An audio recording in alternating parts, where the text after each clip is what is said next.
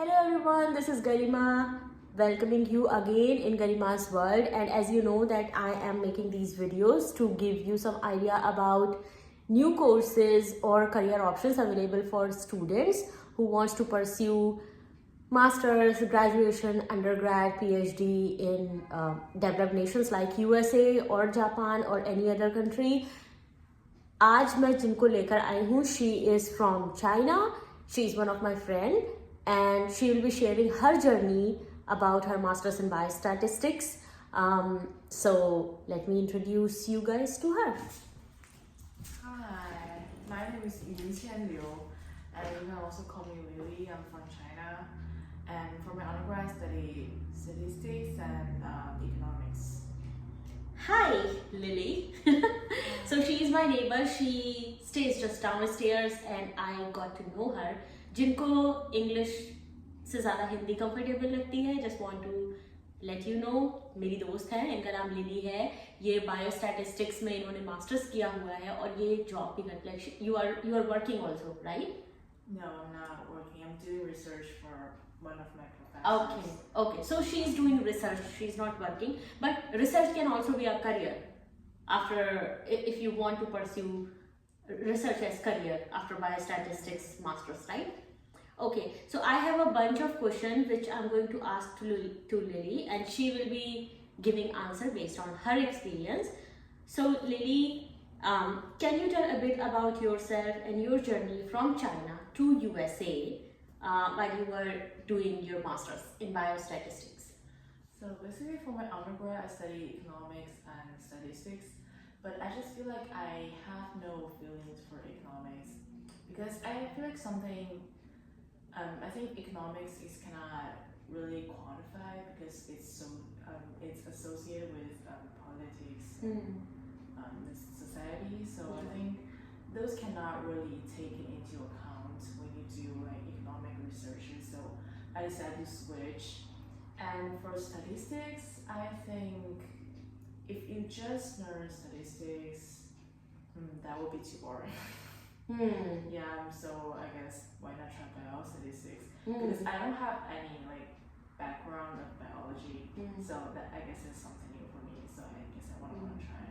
So इनको सिर्फ biology में इंटरेस्ट नहीं था, इनको सिर्फ इकोनॉमिक्स में इंटरेस्ट नहीं था. She combined biology and statistics, and that's how she is learning and learn biostatistics.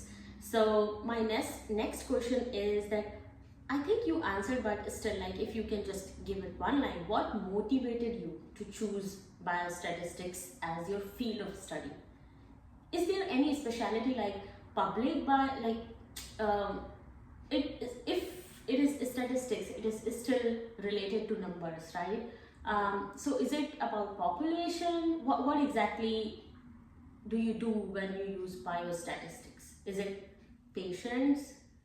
Yeah, we basically include like all of the statistical models and we apply all those models into some very specific questions like if the vaccine is really working, if the medication is really working, or if the treatment is really working. It's kind of patient outcome. Yeah. Okay. Nice. So could you, I mean, I think all the questions are overlapping, but just could you describe your current research and its potential impact on public health? Actually, I just started the research. It's not, I'm not doing actually very much of the work because I just get started. So it's basically a Cox model to evaluate if pregnancy is gonna increase the risk of having hypertension, diabetes, stuff like that. Yeah. So I think. So it's like a predictive model for disease, progression or disease prediction, perhaps? Yeah, I think so. Okay. So next question is about challenges. So what were some of the biggest challenges you faced when you first moved to USA, both academically and personally? I think for academic, I think I'm doing okay, except for one question is that because in China, we all have textbooks. textbooks Mhm. for all of the courses. Yeah, in And India also. yeah, you have to do like the questions on the textbook, Yeah. you take tests, midterms, finals. Mhm. But I think that's like I have a basic structure of the courses because according to the textbook, I know what exactly happens. Mm. But in the US, like we don't have textbook anymore, Yeah. and we only have slides from the professors, and sometimes it was not very clear. Mm. And I also have to do like so many questions and exercises, not by calculating. Mm. It's like open questions. Sometimes so I'll confuse. I'll be confused, like I don't know how to answer that. Mm. So I think that's the biggest difference academically. So I feel like I'm not really getting used to it. Mm. So the basic difference is feeling जो कि India में भी है और China में भी है that we are used to work and study based on a structure that books and syllabus gives us. लेकिन US में ऐसा नहीं है. It's not same in US. Here you get like open-ended questions and you have to find resources, write resources to gather the information and make the assignments.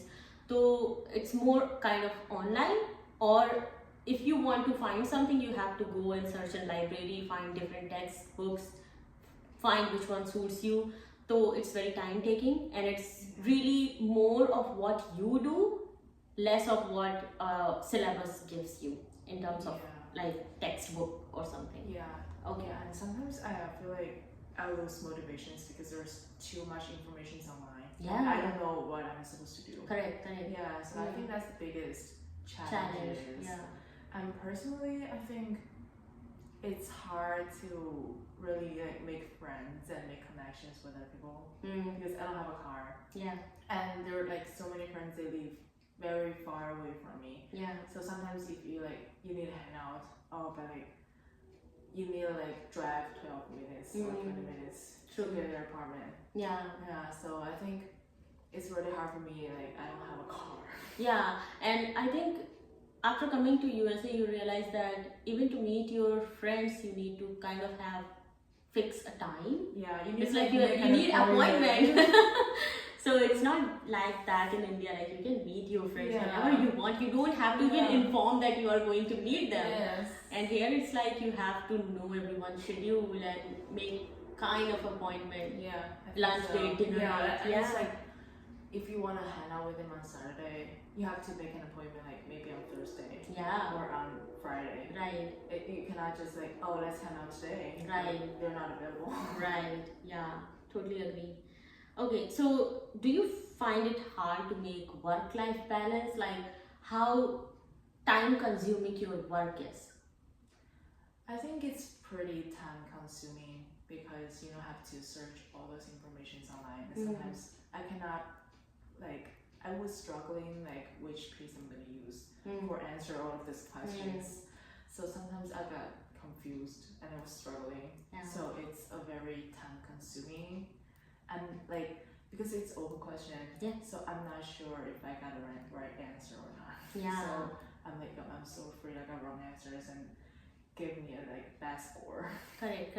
So like because I am a scientist myself, I do a lot of online research, and the biggest in terms of like using softwares, or I too use a bit of biostatistics here and there for data analysis purpose, and I realized that by the time you learn new thing, there is another thing that comes up and everyone starts like going crazy about that software.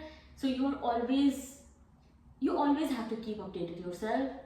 It's not that you learn one thing and then you keep applying that thing. Yeah. It's always a challenge, and among a lot of resources, like there will be plenty of softwares or resources that you can use to solve a problem, but finding the best one is the main challenge. Yeah, I think so. Yeah. Because there's so many strategies, so many models, Right. so many tools that you can use, Yeah. but some of them are just not that good. Right. So obviously, like you have to explore everything and then find what suits you or your professor or your supervisor best. Yes. Okay. So the next question is about career opportunities.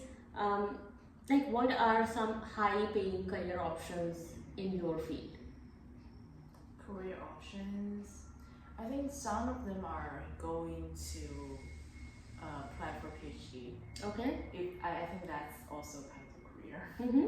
And some of them are going to like pharmacy companies Mm-hmm. to actually evaluate if the medication is really working. Mm-hmm. And some of them are going to hospitals. Okay. Okay. Yeah, and that's basically all of So it. is it a position of biostatistician? Yeah. Okay. Okay. Any advice for international students who wants to pursue masters or PhD in USA? What kind of preparation, or maybe I should say the kind of mindset they should bring? I think first off, you need to know like life in China or in India and in US is pretty different. Yeah. So I think that's something you need to know, or you're gonna be so disappointed. Yeah. Like, oh, life is so boring. I got study and nothing. Yeah. I think that's the very first thing. And for study, I think because we don't speak English like in China or India, so I think sometimes you are having a really hard time to like talk to your professors or talk to your classmates. So I think that's something that you really need to practice on. It's like how to communicate with other Yeah. people. And I would like to add, because you are sharing with your experience, that it is really important to not just rely on textbook. Yeah, I And think so. Because in China, you're only relying on textbook and nothing else. especially by like high school and undergrad level, Yeah. you are always with your textbooks, and Yeah. there is very limited internet exposure. Yeah, Right. and right. sort of you cannot get used to the mode that US people do. Yeah. Sometimes they don't do all those calculations. They don't expect to get like the precise answer for every question. Sometimes they're open questions. So I think that's something you really need to prepare. Okay. Okay. So what are your future career plan after completing your masters here? I think probably PhD, because in this industry, like the salary for PhD would be much higher. So that's like one of the motivations. But you will be spending like 5 years in your PhD, and if you start now, after 5 years, your salary will be as good as PhD. Oh, right. Yeah. That's correct. Yeah, and you will be having like 5+ years of experience, hands-on experience, and that makes a big difference.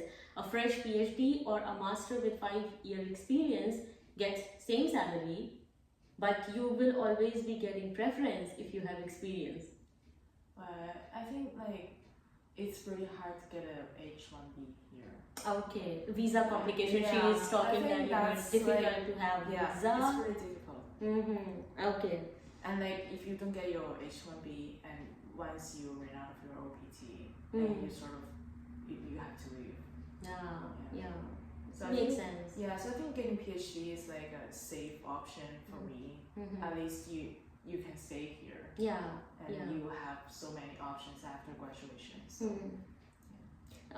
So you have already discussed the cultural experience, like it's very different in USA and in China or India. But I mean, once you come here, how important do you think it is to have a support system?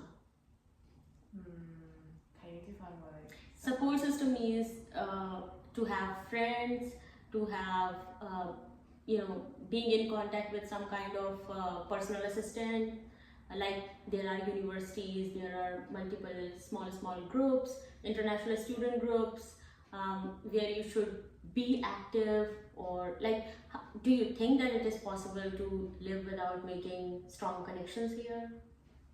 I think if you really don't want to like be socializing, then you don't have to force yourself to do all this stuff. Just make yourself comfortable. But sometimes, like, I don't love socializing. Yeah, me too. So, but like sometimes when you lock yourself for probably whole weekend, you'll feel lonely. Yes. So this is like This happens to me after I keep myself locked for like 3-4 weeks. Like I'm not going out for any like social meeting, or I'm not meeting just for groceries. Weekdays I'm in lab, weekends I'm doing grocery and cleaning my home, and that's it. Yeah. And then that's one easy after for me. 1 month, you are like, oh my god, I really need to talk to someone now. Yeah. Yeah. I think if you are comfortable being alone, I think you should enjoy it. Mm-hmm. But if you feel lonely, you should definitely find someone to talk to. Yeah. And I think that's like why you need maybe not too many friends, but 3 friends, 4 Yeah. friends, that'll be okay. Yeah. Yeah, so I think because I think socializing for me is pretty exhausting. Me too. Like Yeah. I just after one full hour in public setting, I feel like I'm drained. Yeah. I need my home Yeah. I to need to be alone, recharge. yeah. Yeah. So just make yourself feel comfortable, I think. Right. So one last question, Lily. When you were coming here, so you mentioned you did your undergrad in China.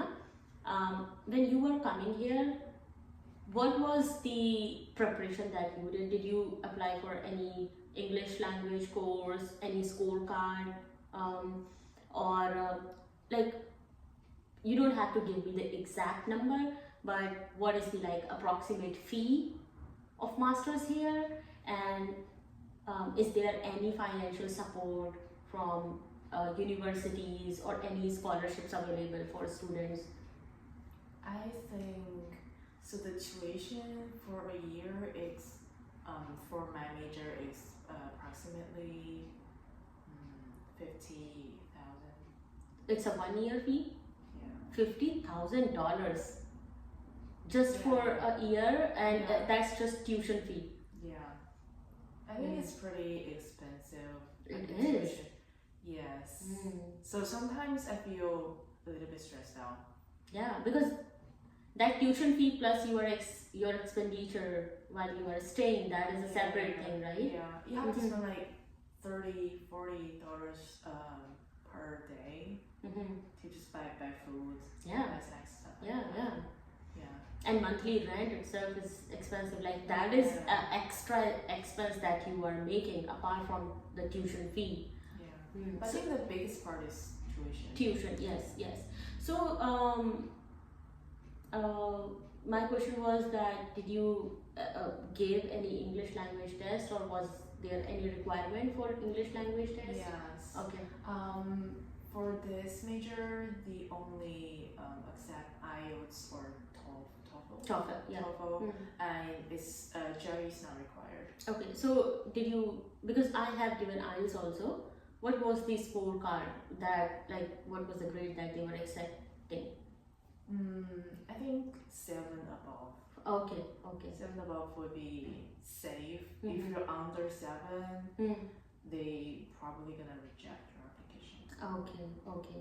And is there any role of having good grades throughout your education in getting admission? Like, do you have to be a topper in your class when you want to apply for any master's course in USA? I think you need to study some courses like for undergrad. Okay. To match what you were gonna study for master. But after that, I think they're pretty flexible. Like they basically accept a lot of majors. Like some of my classmates are from biology. Some of them are from economics. Some of them are from mathematics. Like they have pretty different backgrounds. So I don't think you have to worry about like any of that. So apart from IELTS, was there any essay writing, anything? Essay, I think you need to write a statement of purpose. Okay. And your own resume. I think that's it. Yeah, I think I had mentioned the preparation for any undergrad or grad classes or courses, and among those I had discussed the importance of writing good essays or writing your statement of purpose. If you are sending any letter of recommendation, that should be in a very good shape, and as she mentioned, your CV and resume should be in a format that is more in line to US standard. Like they have a different kind of approach. Sometimes it is good to have a full 3-page resume. Sometimes it's good to have the short one. So before you start applying for any course, it's really important to understand the kind of documentation you should prepare. So yeah, that's one of the big question. So I think before the application, you should search online to figure out what kind of student they want, and you should address that on your own experience and start to write a statement purpose or CV, stuff like that. Yeah, you should really need to focus on one side, why you like this program and how you're gonna match this program. Right. Is there any message you want to give to anyone who is watching this video, if they want to come to USA? I think for picking the major, I think you just follow your heart. I think that's the really most important thing. And I think don't worry about languages and life. I think probably after 2 months you'll get used to it. Yeah. So, yeah, that's not a really big issue, and just take it easy. Yeah. Totally agree. It was really nice talking to you, Lily, and thank you for giving time, and I hope many people will watch this video. I have few followers and I'm really trying to spread these videos across so that most of these students who don't have actual access to basic informations, students usually have big mental blocks that, oh, I can't do this, I can't do that, I can't go to USA because I don't have good English, or I have not been studying in the premier schools. So it's really important for them to know that it is possible. I mean, if they work hard, if they are focused, anyone can come to USA. It's not a big deal. And you can get really a high score, because before I was so afraid that I'm gonna get pretty bad GPA or stuff like that, because I wasn't really good at writing English either. So to those questions or exercises, I would get pretty bad answers. But those professors were pretty nice. And if you have questions, you can just go to the office hours, they talk to you and solve your problems, and usually they will give you a high score, so I don't think you should worry about that. That's good. So thank you, Lily. I would like to end the video here, otherwise it will be a very big video. So thank you once again. Bye.